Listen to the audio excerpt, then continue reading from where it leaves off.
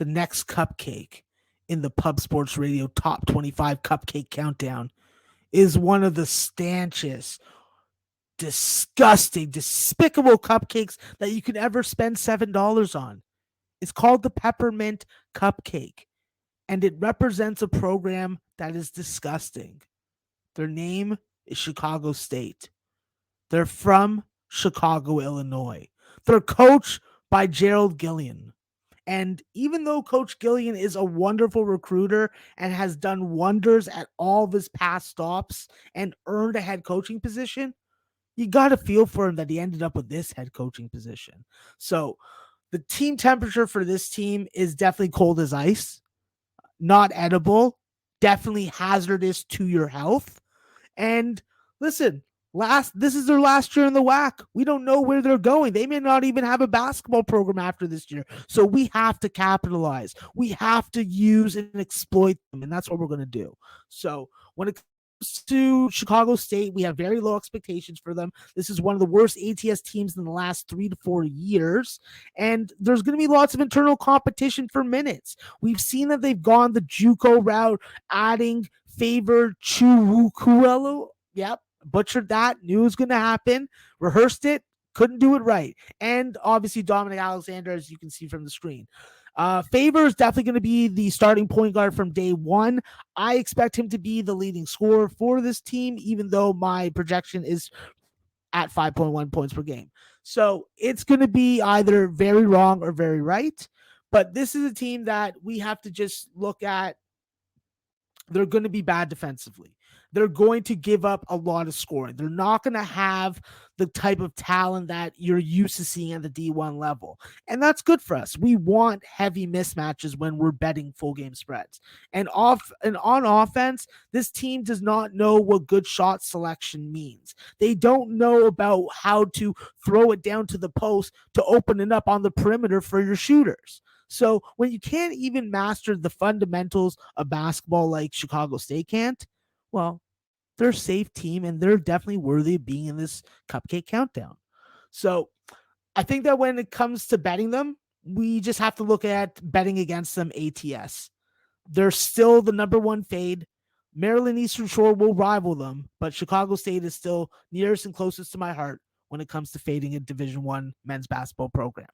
So I had to choose a player to watch on this team. I don't really want to watch any of the players on this team, but if I'm going to watch somebody, it's going to be Andrew Lewis. He's one of the 2 or 3 legitimate D1 players that needs to learn to hit the mid-range more often, more efficiently. He handles the ball. He's a leader on the defensive end, and he's probably going to be a double-digit scorer for this team if he's able to come back from his season-ending injury that he suffered last year.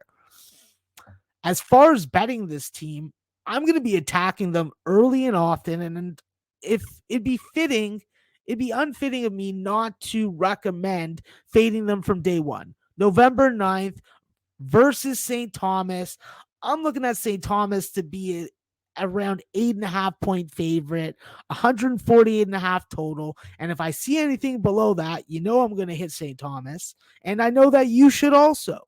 And even if I don't see St. Thomas at a number that has 2.5 points of value based off my line, I'm probably still going to bet against Chicago State because you know what?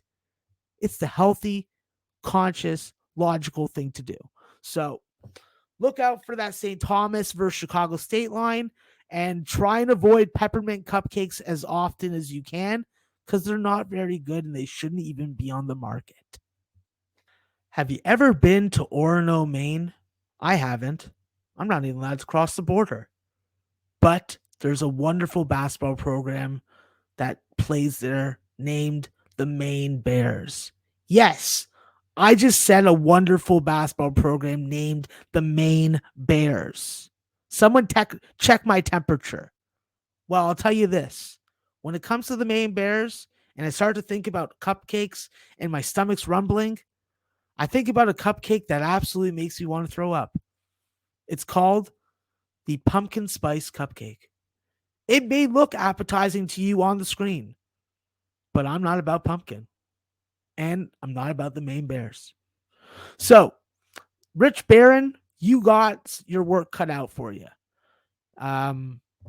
Your team temperature is icy cold. There's no other way to describe it. You don't really have much of a chance of being a force in conference. Your motion offense needs improved ball handling, which you're anticipating on getting. And with a slow, methodical way of play, like this analysis and breakdown that I'm giving you right now, there's a lot of cutting, off ball movement, and just a very unpleasant viewing style of play. When it comes to betting, well, when it's ugly, how do you want to bet?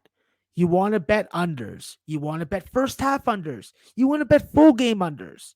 Just like it says on the screen. Key trends. Under with too much rest. Under in conference. Under as a dog. They're going to be a dog and they're going to play more than 8 games in conference. Maine is going to be a team that we're going to be looking to abuse full game first half unders. They are always a candidate to bet live in game against them and live on the under. So, although it is one of the least interesting styles of play to watch with your own eyes, it'll be good for betting. I think that the player to watch on this Maine Bear team is obviously one of the Canadians. You know how I am. I am a biased Canadian capper. I love my Canadians playing the D1 level because we got a hoops factory up here, sort of like I want a cupcake factory also up here. Well, Stefan Ingo's the player to watch. This is probably their best offensive player. He has 3 or 4 very dominant low post moves, can go over either shoulder with his mid-range shot expanding. That can only lead to more consistent and efficient offense for him. And when he's able to get out in the open floor, he can get into position in the low post. He's a good passer out of a double team.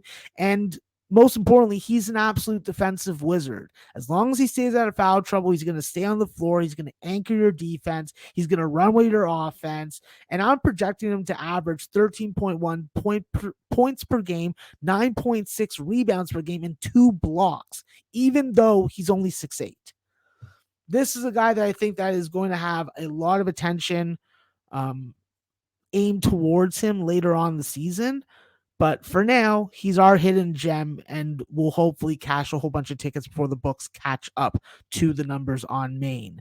So the game that I picked out is an early season game, a game that I think that is going to be a slaughtering of Maine and also a very ugly scoring game. So they're going to go to Colorado on November 15th. I'm lining the game at 124.5. So if you see something in the 130s, you're going to have at least 2.5 points of value on that total. And when I look at Colorado, it's just a 20-point win. That's just how I look at it when I look at this Maine team traveling across country. So Colorado is going to be improved. Jabari Walker is going to be one of the best sophomores in the country. And I think that Maine is going to be in a whole bolt of trouble. So if you see them less than a 19.5 point underdog, and you see a total 124.5 or higher, you know what to do. Let's get that goddamn money with Maine because I don't want to eat no pumpkin spice cupcakes.